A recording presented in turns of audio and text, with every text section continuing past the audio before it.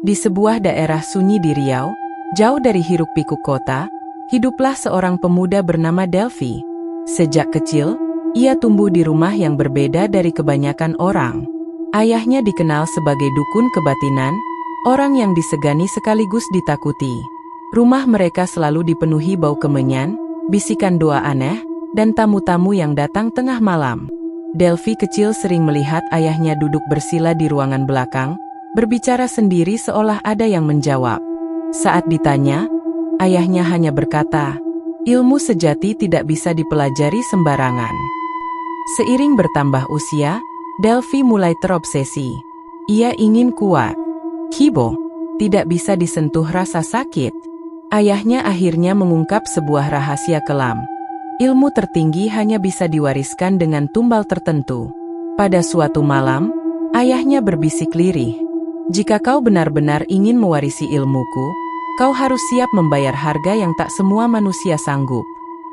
Sejak malam itu, mimpi Delvi berubah. Ia sering melihat bayangan hitam tanpa wajah, menunjuk ke arah hutan.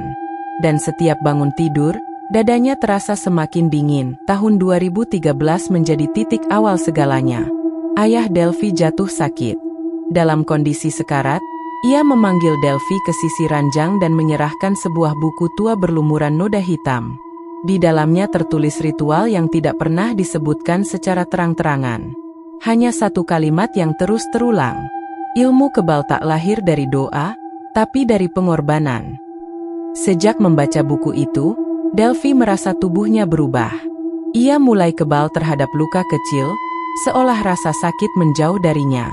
Tapi bersamaan dengan itu, suara-suara mulai muncul di kepalanya. Setiap malam, bisikan itu menghitung angka. 1, 2, 3. Delvi mulai mengasingkan diri. Tetangga melihatnya sering keluar malam dengan tatapan kosong. Hutan yang dulu terasa biasa, kini seperti memanggil namanya. Ayahnya meninggal dunia tanpa sempat memperingatkan lebih jauh. Bersamaan dengan kematian itu, bisikan di kepala Delvi semakin jelas. Setelah ayahnya dimakamkan, Delvi benar-benar berubah. Wajahnya pucat, matanya cekung, dan senyumnya jarang muncul. Orang-orang desa mulai merasa tidak nyaman saat ia lewat. Di rumah, Delvi melakukan ritual pertama seorang diri. Lilin menyala tanpa angin, pintu tertutup sendiri. Saat itu ia merasa sesuatu masuk ke dalam tubuhnya. Kebalnya semakin nyata. Ia tak lagi merasakan sakit seperti manusia normal. Tapi sebagai gantinya, emosinya mati perlahan. Bisikan kini berubah menjadi perintah. Lengkapi syaratnya. Delvi mulai kehilangan kendali. Ia tidak lagi membedakan benar dan salah. Setiap malam ia berjalan seperti orang kesurupan, dan setiap pagi, ia tak mengingat kemana kakinya melangkah. Penduduk desa mulai menyadari. Ada yang salah dengan Delvi. Kejadian aneh mulai terjadi di desa. Hewan ternak mati tanpa sebab. Bau anyir sering tercium dari arah hutan. Beberapa orang mengaku melihat sosok Delvi berdiri diam di persimpangan jalan tengah malam. Polisi mulai menyelidiki.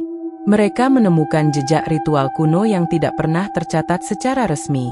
Buku warisan ayah Delvi menjadi petunjuk utama. Saat Delvi akhirnya ditangkap, ia tidak melawan.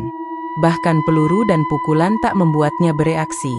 Namun saat diinterogasi, Delvi tertawa pelan dan berkata, "Aku belum sempurna, kalian datang terlalu cepat." Malam itu, listrik di kantor polisi padam. Suara jeritan terdengar. Dan keesokan paginya, Delvi ditemukan hilang dari sel terkunci. Hingga kini, kasus Delvi menjadi cerita yang ditutup rapat. Secara resmi, ia dinyatakan menghilang. Namun penduduk desa tahu kenyataannya berbeda. Kadang, di tengah malam, ada yang melihat sosok berdiri di dekat makam ayahnya. Tak bergerak, tak bernapas, hanya menatap kosong. Orang-orang percaya, ilmu itu belum selesai mencari pewaris. Buku tua itu tak pernah ditemukan. Dan bisikan yang dulu menghantui Delvi, kini mulai terdengar oleh orang lain. Karena warisan gelap tak pernah benar-benar mati. Setelah hilangnya Delvi dari sel tahanan, desa kembali sunyi, terlalu sunyi. Orang-orang mulai mengalami mimpi yang sama. Sebuah buku tua terbuka, halaman-halamannya berdenyut seperti hidup. Di sudut halaman, ada bayangan tanpa wajah yang berbisik pelan. Beberapa pemuda desa berubah perilaku. Mereka mudah marah, sulit tidur, dan sering berjalan ke arah hutan tanpa sadar. Seorang warga tua berani bersumpah, ilmu itu tidak mati, ia berpindah. Di malam tertentu, warga melihat api kecil menyala sendiri di dekat makam ayah Delphi. Tak ada bau kayu terbakar, hanya aroma kemenyan dan tanah basah. Seolah ritual belum selesai, penyelidikan diam-diam dilakukan oleh seorang ustaz kampung yang memahami ilmu lama. Ia menemukan simbol-simbol kebatinan yang sama persis dengan yang digunakan ayah Delphi dulu, kini terukir di pohon-pohon hutan. Di sebuah gubuk tua, ditemukan sisa ritual yang baru dilakukan. Lilin masih hangat, tanah masih lembab, seolah seseorang baru saja pergi beberapa menit lalu. Malamnya, seorang pemuda desa menghilang. Tak ada saksi, hanya suara langkah kaki yang terdengar menjauh ke arah hutan, disertai bisikan yang sama. Syarat belum lengkap. Suatu subuh, Delphi muncul kembali, bukan sebagai buronan, tapi sebagai sosok yang berbeda. Tubuhnya tampak lebih kurus, matanya gelap tanpa cahaya. Ia berdiri di depan rumah lamanya, menatap desa seakan menghitung. Ia berbicara pada udara, "Ayah, aku hampir sempurna." Warga yang melihatnya langsung merinding. Anjing-anjing melolong. Burung-burung jatuh dari dahan tanpa sebab. Malam itu, Delphi melakukan ritual terakhir di hutan, dengan suara bisikan yang kini berubah menjadi teriakan lapar. Ustaz kampung sadar, jika ritual itu selesai, tak akan ada yang bisa menghentikannya. Di tengah hujan deras, ustaz dan beberapa warga berani mendatangi hutan. Mereka menemukan Delphi di lingkaran simbol, tubuhnya bergetar, tanah di sekelilingnya menghitam. Dioe dilentangkan. Angin berputar. Payengim-payengim bermangkilan menjerit marah. Delphi menoleh, tersenyum, senyum yang bukan milik manusia. Terlambat. Namun doa tak sia-sia.